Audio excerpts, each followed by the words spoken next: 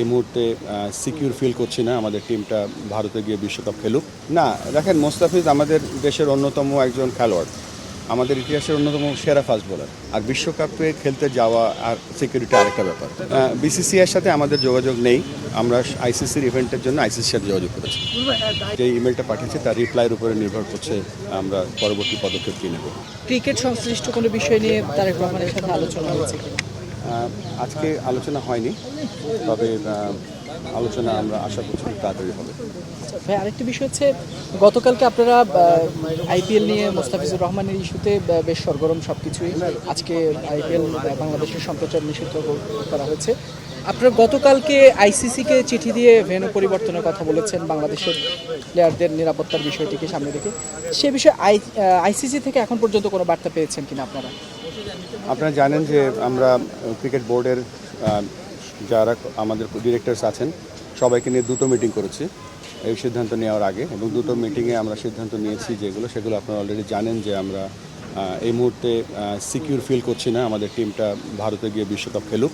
তো আমরা আইসিসিকে চিঠি লিখেছি এবং চিঠিতে আমরা পরিষ্কারভাবে জানিয়ে দিয়েছি আমরা কি বলতে চাচ্ছি, কেননা আমাদের কাছে মনে হচ্ছে সিকিউরিটি একটা বড় কনসার্ন এবং সেটা ফলো করছি। আমরা আইসিসিকে মেল পাঠিয়েছি এবং আমরা সাথে সাথে তাদের কাছ থেকে একটা মিটিং করার জন্য তারা আমাদেরকে বলবে খুব তাড়াতাড়ি, সেখানে আমাদের কথাগুলো আমরা এক্সপ্রেস করবো। বাট যে ইমেলটা পাঠিয়েছে তার রিপ্লাইয়ের উপরে নির্ভর করছে আমরা পরবর্তী পদক্ষেপ কী নেব। এখন যে কোনো ব্র্যান্ডের পুরাতন এসি বদলে নতুন ওয়ালটন এসিতে উপভোগ করুন 25% ছাড়।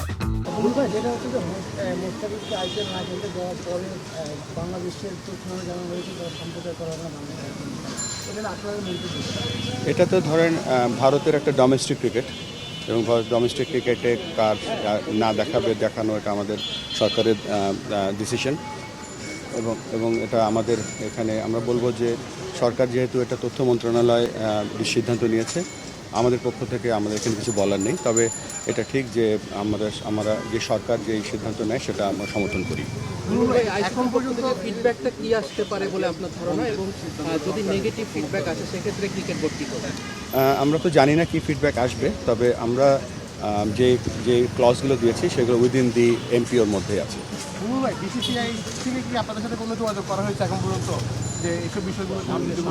বিসিসিআইয়ের সাথে আমাদের যোগাযোগ নেই। আমরা আইসিসির ইভেন্টের জন্য আইসিসির সাথে যোগাযোগ করেছি।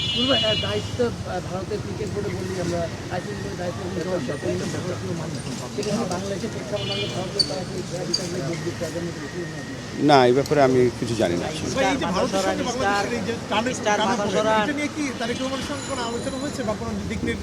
না, আজকে তো আমরা শুধুমাত্র শোক বইতে লিখতে এসেছিলাম। এই প্রসঙ্গে আমরা এখনো আলোচনা হয়নি। ভবিষ্যৎ দুদেশের ক্রিকেট সম্পর্ক নিয়ে কোনো ভাবনা আছে কিনা? কারণ তাদের সাথে সামনে একটা সিরিজ। না, এটা তো আমরা তো দুদেশের ক্রিকেট তো এটা বাইল্যাটারাল সিরিজ যেগুলো হবে, বিশ্বকাপে খেলা হবে, এগুলো একটা ব্যাপার।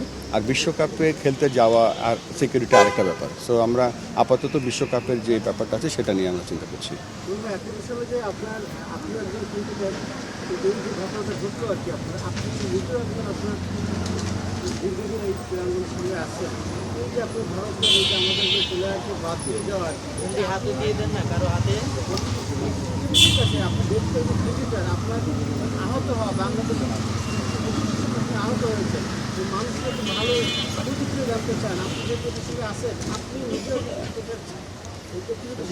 না, দেখেন, মোস্তাফিজ আমাদের দেশের অন্যতম একজন খেলোয়াড়, আমাদের ইতিহাসের অন্যতম সেরা ফাস্ট বোলার, এবং আমরা এখানে ফারুক ভাই আছেন, খালেদ মাসুদ পাইলট আছেন, এখানে অনেক ক্রিকেটার্সরা এখানে আছেন।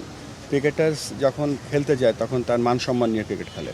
সো আমরা সকলে যেখানে ক্রিকেট বোর্ডের কর্মকর্তারাও যারা আছেন বা ইনক্লুডিং মি, আমরা এটা ভালোভাবে নেই না কখনো কোনো ক্রিকেটারকে যখন কোনোভাবে অমান্য করা হয়।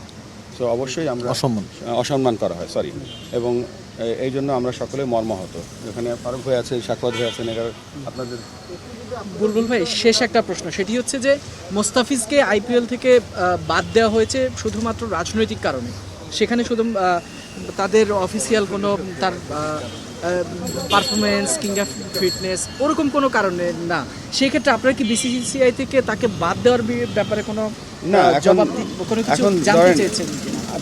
আইপিএলটা হচ্ছে বিশ্বকাপের পরে, ফিটনেসের কোনো কারণই নেই। যদি ফিটনেস থাকেও মোস্তাফিজ তো বিপিএল খেলছে একেবারে ফুল ফর্মে, সো এখানে এর থেকে বেশি বলার কিছু নেই, এটা ফিটনেস কোনো ব্যাপার না। ছোট্ট একটা জিনিস যোগ করি আমি, আসলে বিসিসিআই কিন্তু KKR-কে চিঠি দিয়েছে, এটা কিন্তু আমরা একদমই পার্ট না, মানে KKR-কে বলেছে ওকে দলে রাখতে না, এটা কিন্তু আমাদের বোর্ডকে কিছু জানায়নি। ও তো নিয়েছে রাজনৈতিক কারণেই রাজনৈতিক কারণে, এটি আমরা সবাই মানে এটা খুবই অত্যন্ত দুঃখিত যে একটা রাজনৈতিক কারণে একটা ছেলেকে, এত ভালো ক্যালিবারের একটা প্লেয়ার যে তার অনেক কিছু দেখাতে পারতো এই আইপিএলে, সেটা করতে পারিনি, যেন আমরা দুঃখিত সবাই।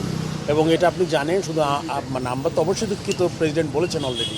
আপনি সচিন তেন্ডুলকর বলেন, বিরাট কোহলি বলেন, সবাই কিন্তু তাদের টুইট করেছে তাদের জায়গায় যে খেলার মধ্যে একজন সর্বোচ্চ প্লেয়ার যে তার নৈপুণ্য দেখাতে পারছেন, এটা খুবই দুঃখজনক একটা ঘটনা, সেটা আমরা কেউই আসলে মেনে নিতে পারি না। ধন্যবাদ। হ্যাঁ, থ্যাংক ইউ ভাইয়া, থ্যাংক ইউ।